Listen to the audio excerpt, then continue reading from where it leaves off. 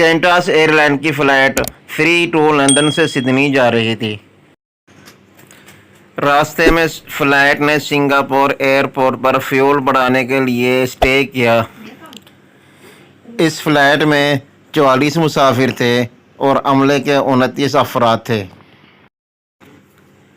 Year بس 380 کا یہ بڑا جہاز، اس سے کوئی عام پائلٹ نہیں، سابقہ جنگی پائلٹ اڑا رہے تھے۔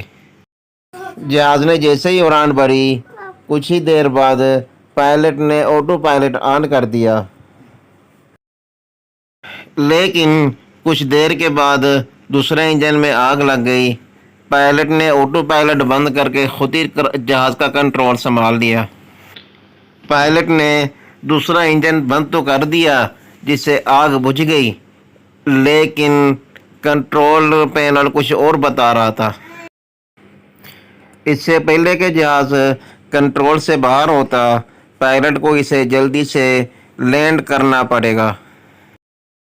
پائلٹ نے جلدی سے سنگاپور ٹاور سے رابطہ کیا اور واپسی کی تیاری شروع کر دی۔ جہاز کی اسپیڈ کنٹرول نہیں ہو رہی تھی۔ پائلٹ نے فیول گرانے کی کوشش کی، لیکن اس سے جہاز کو آگ لگنے کا خطرہ تھا۔ جہاز بے قابو ہو رہا تھا۔ ایک عملے نے پیچھے جا کے دیکھا تو پتہ چلا کہ پروں کے کیبلز کو بھی نقصان پہنچ چکا ہے۔ اس وجہ سے جہاز کی اسپیڈ کم نہیں ہو رہی تھی۔ جیسا بھی کر کے پائلٹ نے جہاز اسپیڈ میں لینڈ کروا ہی لیا، لیکن جہاز کی اسپیڈ کم نہیں ہو رہی تھی۔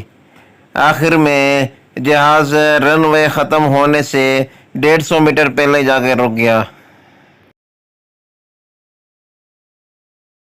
پائلٹ کے جلدی رسپانس کی وجہ سے جہاز کا عملہ اور مسافر بچ گئے۔ اب آسٹریلین ایویشن کے تحقیق کاروں کو یہ پتہ لگانا تھا کہ دراصل جہاز کو ہوا کیا ہے۔ جب انہوں نے انجن کا معائنہ کیا تو پتہ چلا کہ پائپ کا ایک چھوٹا سا ٹکڑا پھٹ گیا اور اس وجہ سے فیول لیک ہو کے آگ لگ گئی۔ تحقیق مکمل ہونے کے بعد انہوں نے اپنی رپورٹ پیش کر دی۔ انہوں نے اپنی رپورٹ میں انکشاف کیا کہ پائپ پھٹنے کی وجہ سے انجن میں آگ لگ گئی، جس سے جہاز کے کنٹرول کیبلز کو بھی نقصان پہنچا۔ اب ان کو پتہ لگانا تھا کہ یہ پائپ کیوں پھٹا۔ تحقیق کاروں نے پائپ کا بچا ہوا ٹکڑا مینوفیکچرنگ فیکٹری کو معائنے کے لیے بھیجا۔ جب وہاں باریک بینی سے معائنہ ہوا تو پتہ چلا کہ پائپ کے الگ الگ سائزوں کے ٹکڑے آپس میں جڑے ہوئے تھے۔ جب چھوٹی سائز والے ٹکڑے پہ دباؤ پڑا تو وہ دوسرے ٹکڑے سے الگ ہو گیا، جس سے جہاز میں آگ لگ گئی۔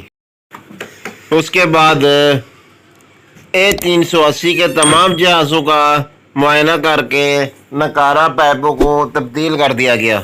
پائلٹ نے بروقت کارروائی کر کے مسافر اور جہاز کو صحیح سلامت نیچے اتار لیا۔ ناظرین، اگر آپ کو ہماری ویڈیو اچھی لگی تو لائک کریں اور چینل کو سبسکرائب کریں۔ اللہ حافظ۔